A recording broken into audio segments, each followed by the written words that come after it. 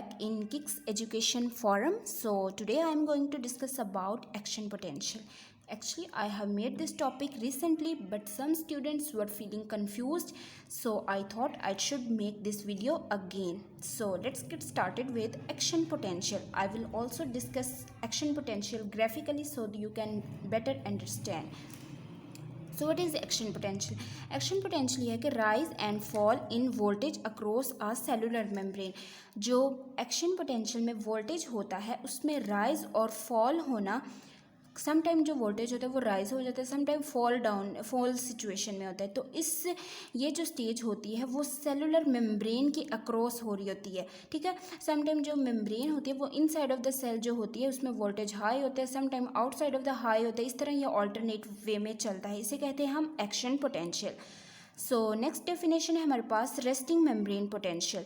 Resting membrane potential होती है वो उसमें according to its name that it is in rest stage. ये स्टेज ऐसी होती है जो मेंटेन होती है और रेस्ट पोजीशन में होती है.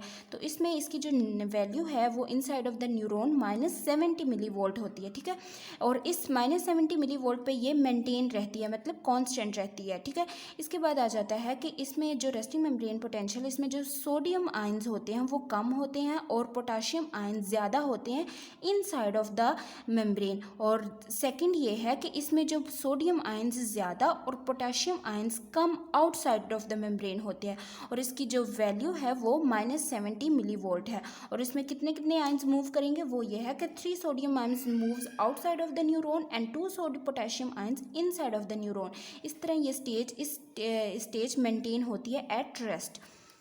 सो नेक्स्ट हमारे पास आ जाता है रेस्टिंग मेम्ब्रेन पोटेंशियल. यहाँ पे ग्राफिकल में यहाँ पे ये शो होती है माइनस, मतलब कि ये कांस्टेंट एक लाइन होती है जिसमें ना तो आयंस फ्लो कर रहे होते बल्कि एक मेंटेन पोजीशन में होती हैं.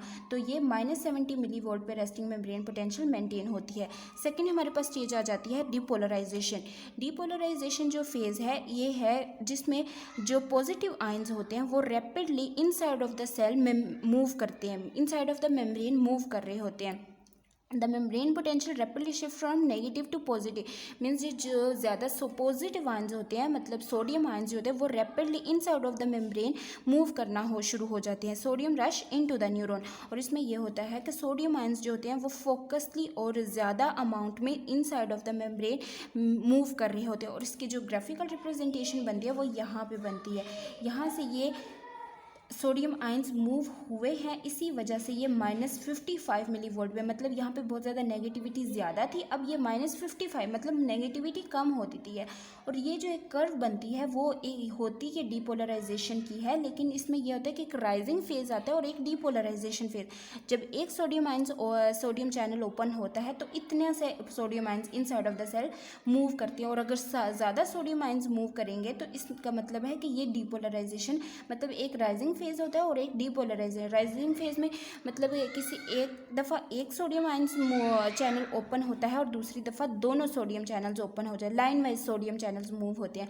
जब एक होगा तो इतनी सी कर्व शो होगी, अगर बहुत ज़्यादा सोडियम चैनल्स होंगे तो ये यहाँ पे डिपोलराइजेशन बहुत हाई लेवल में sodium ions inside of the membrane move करेंगे.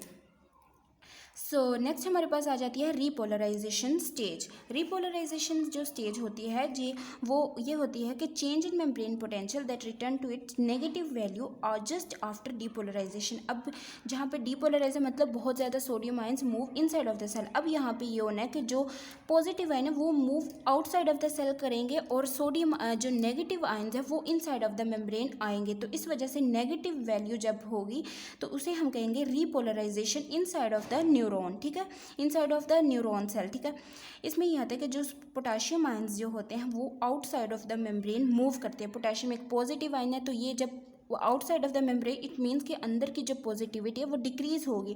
और जो सोडियम चैनल्स होते हैं वो यहाँ पे इनएक्टिवेट पोजीशन में होते हैं, मतलब सोडियम आयंस ना मूव कर रहे होते हैं, ना इनसाइड आते हैं ना आउटसाइड जाते हैं. तो इसमें यह है कि सोडियम जितना ज़्यादा बाहर जाएगा इट मीन्स के अंदर जो है वो नेगेटिविटी बढ़ने शुरू हो जाएगी. तो इसमें अगर ग्राफिकल रिप्रेजेंटेशन में देखें तो ये लाइन जो शो हो रही है इसका मतलब ये है, ये यहाँ तक इसका मतलब ये है कि ये रीपोलराइजेशन फेज़ है, क्योंकि यहाँ पे sodium ions moves inside of the neuron और जिसकी वजह से इनसाइड जो होता है सोडियम आयंस नहीं, नेगेटिव जो आयंस होते हैं वो मूव या अंदर नेगेटिव आयंस बढ़ने लगते हैं।